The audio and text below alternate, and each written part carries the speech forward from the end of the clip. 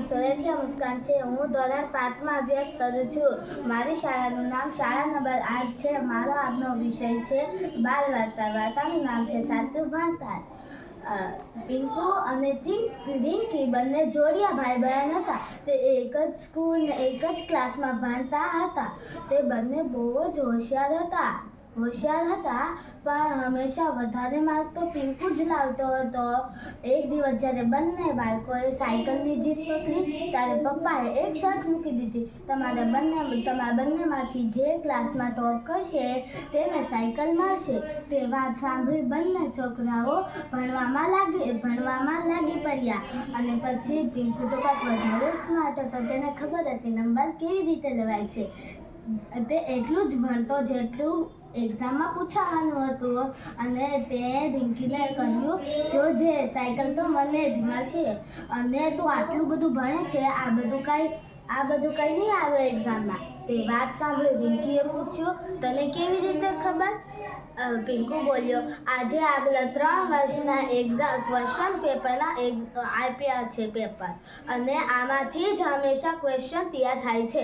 તે વાત સાંભળી રિંકીએ કહ્યું, ઠીક છે, મને નથી લેવું કોઈ શોર્ટકટ અને જે એક્ઝામ આવશે તે આ બુક્સમાંથી જ આવશે ને, મને ભણવા દે। અને પછી ફાઇનલી એક્ઝામ થઈ ગઈ અને એ જ થયું જે હંમેશા થતું આવતું હતું। પિંકુએ ટોપ કર્યું અને રિંકી બીજા નંબરે હતી।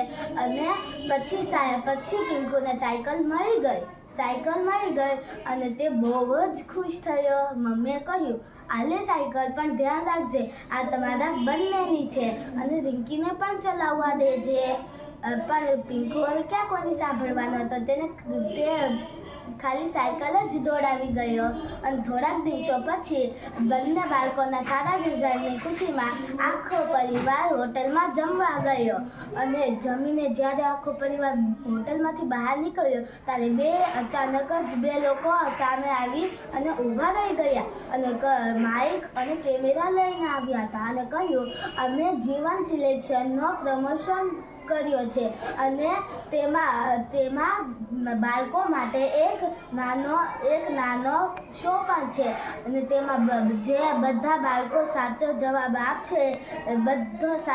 આપશે તેને મળશે એક જીવન સિલેક્શનની સાયકલ અને સાથે ગિફ્ટમાં પણ આવશે એક સ્કૂલ બેગ અને બોટલ પણ। તે વાત સાંભળી બંને બાળકોએ ક્વિઝમાં ભાગ લીધો અને રિંકીને તો આવડતું હતું કારણ કે તેમાં જે ક્વેશ્ચન હતા તેની બુક્સમાંથી જ હતા, પણ એક્ઝામ પેપરથી બિલકુલ અલગ। તેને જલ્દી ફટાફટ જવાબ ટીક કરી લીધા અને દઈ દીધું અંકલને, આલો અંકલ, મેં બધા જવાબ ટીક કરી દીધા છે। અને તે વાત સાંભળી અંકલે કહ્યું, અરે વાહ, સમયથી પહેલાં જ તે તૈયાર કરી નાખ્યો, વેરી ગુડ। અને પછી પિંકુને તો કાંઈ નહોતું આવડતું કારણ કે તેને તો ખાલી એટલું જ ભણ્યું હતું જેટલું એક્ઝામમાં પૂછાવાનું છે, વધારે તો તેણે ભણ્યું જ નહોતું। અને પછી બંને બાળકોના શીટ ચેક કરીને ઓર્ગેનાઇઝરે વિનર ઘોષિત કરી દીધો અને કહ્યું કે આપણા 100%ના જવાબો સાથે વિનર છે રિંકી અને તેને મળી ગઈ એક સાયકલ, સાથે ગિફ્ટમાં મળી એક સ્કૂલ બેગ અને એક બોટલ પણ। અને ત્યાં જ પિંકુને મળી એક શીખ કે આપણે ખાલી નંબર કે માર્ક માટે ન ભણવું જોઈએ, આપણે નોલેજ માટે પણ ભણવું જોઈએ।